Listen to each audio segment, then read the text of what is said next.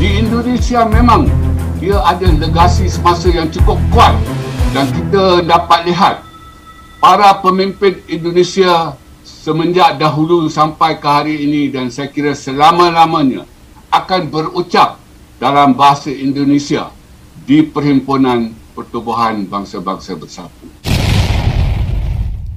Assalamualaikum dan salam sejahtera, kembali lagi bersama dengan saya Tengku Rock Channel. Nah guys, hari ini saya akan mereaksi satu video berkaitan dengan bahasa Indonesia akan menjadi bahasa PBB ke-7. Bahasa Melayu ditinggal. Ini kata Profesor Teo Kek Siong. Jadi di sini baru-baru ini telah viral ya, yang mana bahasa Indonesia telah diangkat di UNESCO dan bahasa Indonesia salah satu bahasa yang dijadikan bahasa rasmi di UNESCO guys. Nah, di sini bahasa Indonesia pula menjadi bahasa PBB yang ke-7. Nah, ini perjuangan bangsa Indonesia untuk mengangkat bahasa Indonesia itu cukup luar biasa. Nah, di sini kita tengok pandangan profesor yang bernama Dr. Teo Kek Siong. Beliau ini merupakan seorang profesor dan juga pengkaji dari segi bahasa dan juga banyak ilmu yang dia tahu berkaitan dengan budaya dan juga suasana sosiopolitik sekitar di Asia Tenggara ini. Jadi di sini apabila melihat ya, apabila bahasa Indonesia itu diangkat di UNESCO dan di sini menjadi bahasa PBB lagi yang ke-7 guys. Jadi bermakna tidak mustahil di masa akan datang, dalam masa mungkin 5 atau 10 tahun lagi, bahasa Indonesia saya yakin pasti akan mendominasi dunia dan pasti akan dijadikan sebagai bahasa internasional guys. Nah, sebab pengguna ataupun penutur bahasa Indonesia ini sangat ramai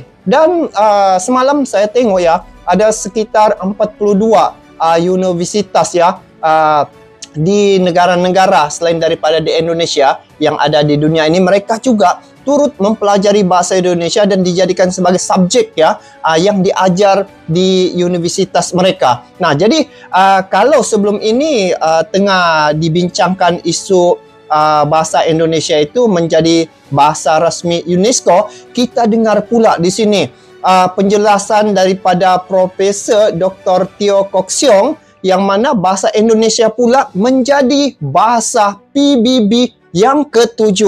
Jadi bagaimana informasinya? Kita semak dulu video ini guys. Jom.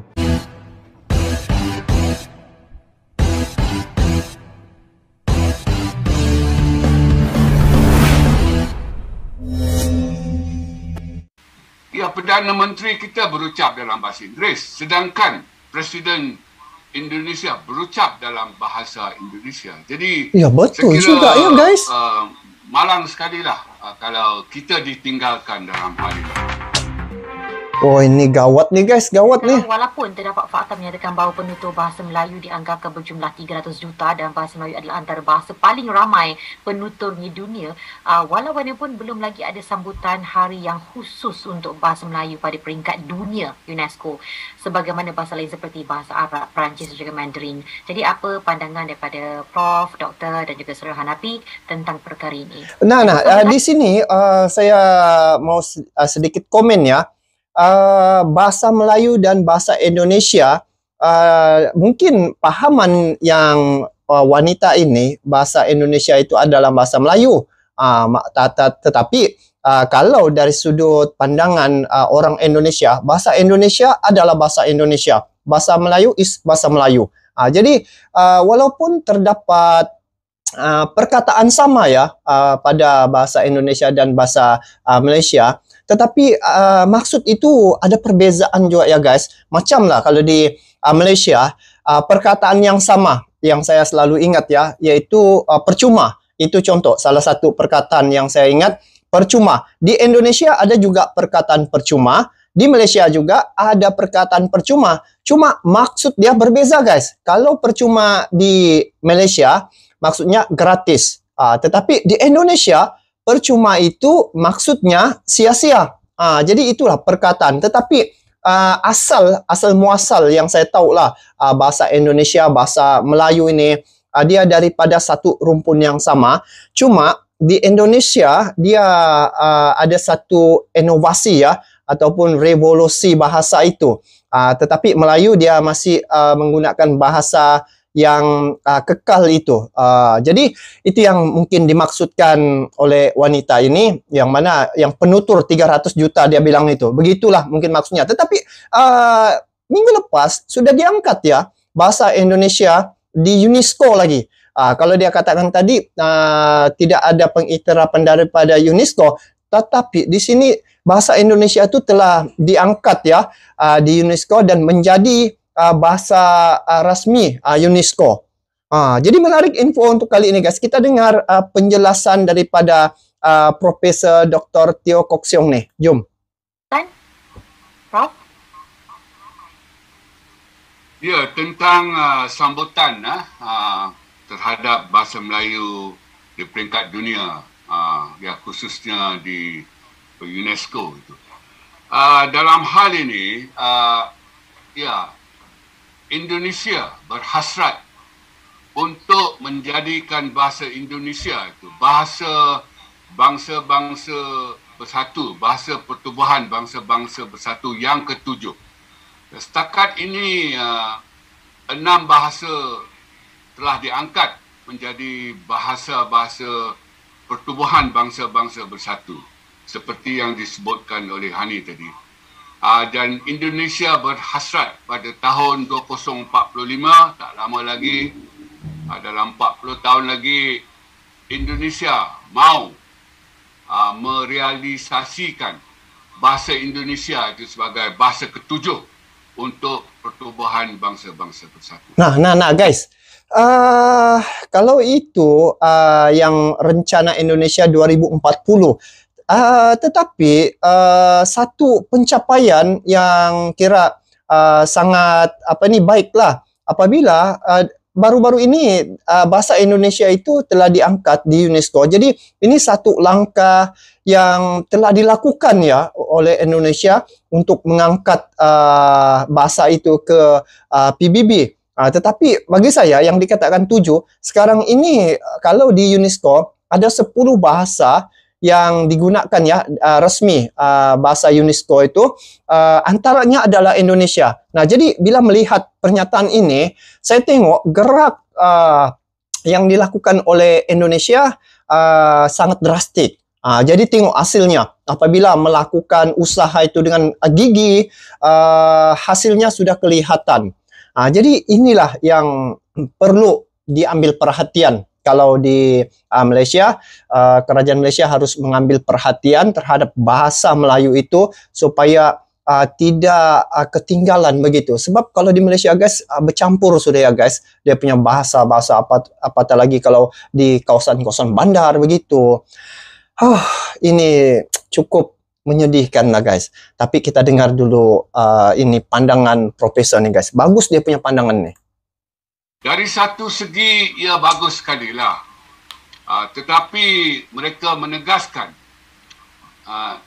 ya saya memetik kata-kata yang digunakan oleh wakil mereka semasa kami berseminar dan bermesyuarat pada tahun 2019, iaitu April di Kuala Lumpur, sewaktu adanya MABIM itu, iaitu mesyuarat tahunan ataupun dui tahunan Majlis Bahasa Brunei, Indonesia dan Malaysia. Mereka berkata mereka mau jalan sendiri-sendiri. Maknanya untuk menjadikan bahasa Indonesia itu bahasa yang ketujuh di pertubuhan bangsa-bangsa bersatu. Mereka tidak mau bekerjasama dengan Malaysia. Mereka mau jalan sendiri-sendiri. Itu kata-kata daripada wakil mereka. Jadi bagi saya, mereka boleh saja melakukannya sendiri. Sebab seperti yang dikatakan oleh saudara Hanafi tadi, daripada 300 juta penutur bahasa Melayu di dunia ini, 270 datang daripada Indonesia. Jadi ini maksudnya nih 200 penutur tu 270 itu diambil kira rumpun itu ya, asal rumpun daripada induk yang sama. Jadi ini yang selalu menjadi kontroversi ya, apabila yang bila kita terima info begini, dia terus bilang, oh, diklaim bahasa Melayu ini 300 juta, sedangkan bahasa Melayu menggunakan di Malaysia hanya 28 juta begitu. Tapi maksudnya nih, yang asal muasal itu yang saya paham lah. Tidak tahu, mungkin kalian ada pandangan lain, tetapi yang saya paham ini, bahasa Indonesia, bahasa Melayu ini daripada satu rumpun yang sama. Jadi dia berpecah begitu kan. Jadi ada inovasi seperti yang saya katakan tadi itu. Jadi itu yang perkataan bahasa Melayu itu masih kekal, sebab di Malaysia masih menggunakan bahasa Melayu tuh. Sedangkan Indonesia dia telah ada satu inovasi kan, perkataan-perkataan, dan juga adalah perubahan dan juga peningkatan dari segi bahasa itu. Begitu guys ya. Jadi di sini kita jangan bergaduh, jangan berbaku hantam. Kita dengar, kita fikir, dan juga mana yang baik harus dijadikan sebagai panduan ya. Itulah kita jadikan perbedaan itu sebagai satu titik agar hubungan sesama kita ya, antara Malaysia dan Indonesia itu terus kekal akrab ya. Sungguh pun ada kontroversi macam klaim-klaim begitu kan, antara bahasa Melayu dengan bahasa Indonesia.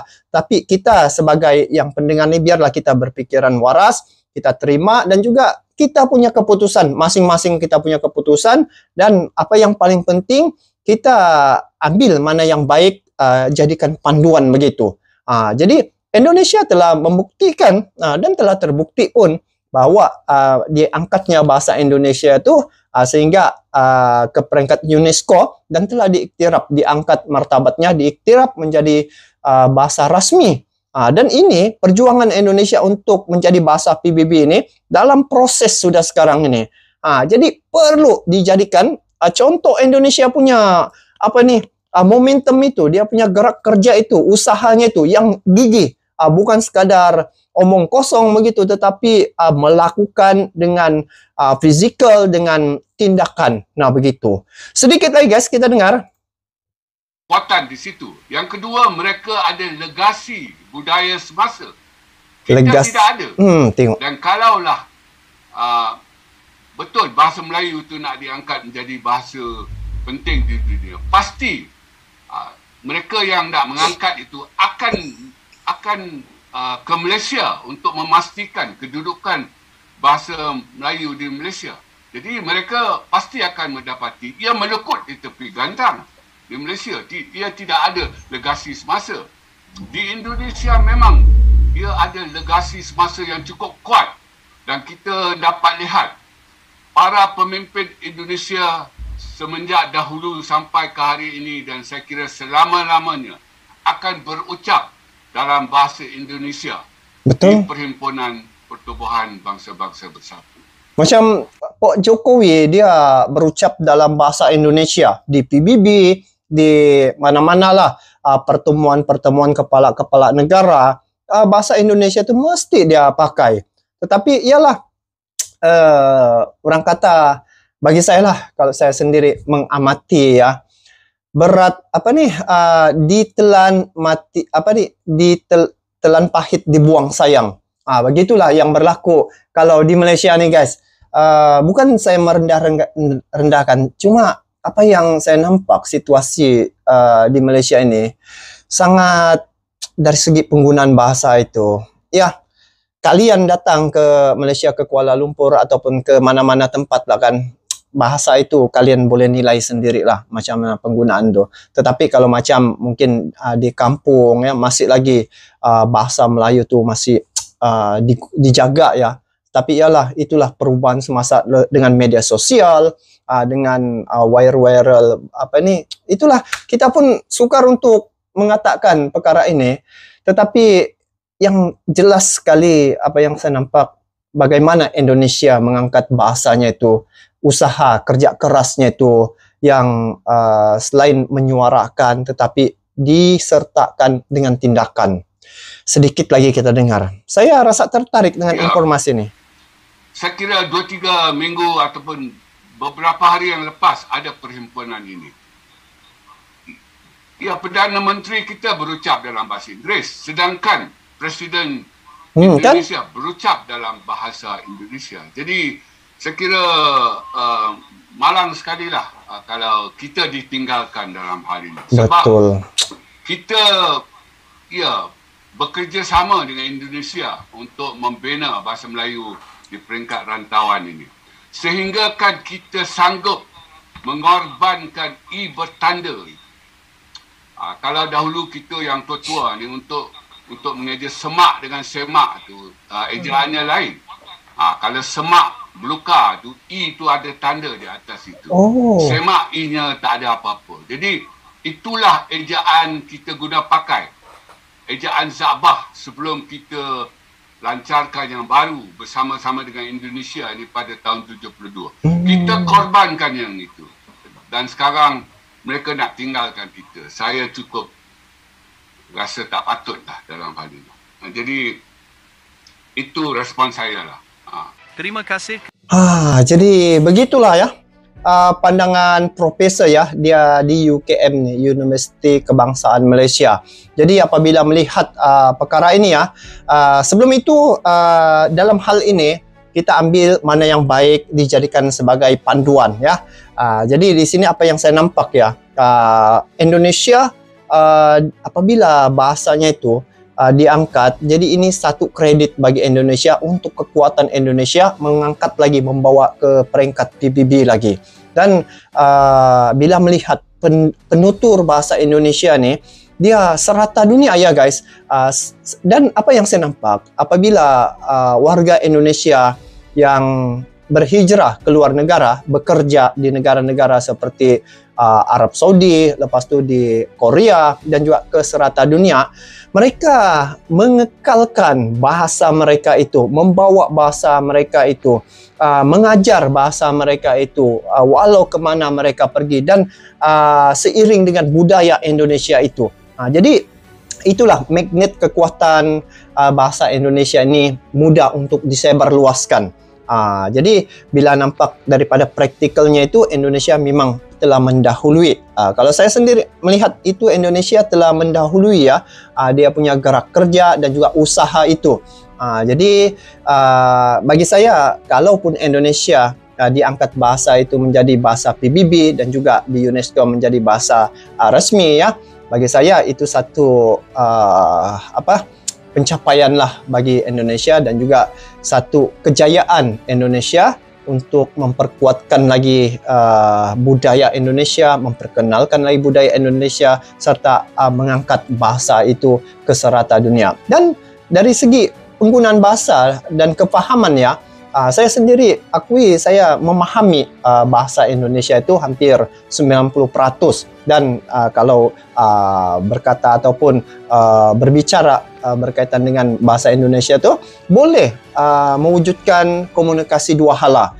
Jadi apapun, kita ambil perkara yang baik dalam perkara ini, yang mana harus dicontohi apa yang telah dilakukan usaha Indonesia, sehingga kan telah terbukti hari ini Indonesia dari segi penggunaan bahasa itu amat ramai ya. Jadi bahasa Indonesia akan menjadi bahasa PBB dan ini akan diusahakan oleh Indonesia. Jadi kalau dilihat di sini, bahasa Melayu ditinggal. Jadi itulah pernyataan dari seorang doktor ataupun profesor Teo Kok Siong. Jadi guys, apapun sungguh pun terdapat perbedaan begitu, namun kita jadikan ya perbedaan itu sebagai titik agar kita punya hubungan ya, sesama kedua negara ini, Malaysia Indonesia, lebih erat lagi, hubungan silaturahim, hubungan kerjasama ya. Jadi itu yang kita perlu jaga. Kita harus timbulkan, wujudkan kekuatan di situ. Sungguh pun kita berbeda negara, tetapi sekiranya kita bekerja sama, bersatu ya, maksudnya bersatu, bekerja sama dari segi ekonomi, sosial, budaya gitu kan, maka kekuatan itu akan wujud. Dan sekarang ni Indonesia dia akan mendirikan ibu kota baru, yaitu Nusantara. Jadi nama Nusantara itu sudah tercatat dan juga bakal akan menguasai kawasan Nusantara ini. Dan di Malaysia pun, di Sabah ni kan termasuk juga dalam Nusantara. Jadi bila Indonesia menjadikan ibu kotanya itu namanya Nusantara, turut banggalah juga kan, sebab kita memang di kawasan Nusantara. Jadi masih dalam satu Nusantara. Jadi guys, itu saja untuk kali ini. Kita ambil mana yang baik, mana yang tidak baik itu kita abaikan. Dan itulah untuk kali ini dalam perkara apa yang saya sebutkan tadi. Jangan berbaku hantam. Kita ambil input-input, maklumat-maklumat yang harus kita ketahui seumpama ini. Jadi saya sendiri pun walaupun telah dikatakan oleh profesor itu tadi bahasa Melayu ketinggalan ataupun ditinggal ya, memang rasa sedih lah. Jadi itulah bagaimana mau mengangkat bahasa Melayu itu, mungkin boleh ikut cara Indonesia. Begitu. Yang penting coba dulu. Apa orang kata, gagal setelah mencoba lebih baik daripada gagal tetapi tidak berbuat apa-apa tindakan. Namun Indonesia telah membuktikan dia melakukan perkara itu dengan tindakan dan hasilnya kelihatan saat ini. Jadi itu saja untuk kali ini. Kita bertemu lagi di video akan datang. Sampai jumpa lagi. Assalamualaikum warahmatullahi wabarakatuh.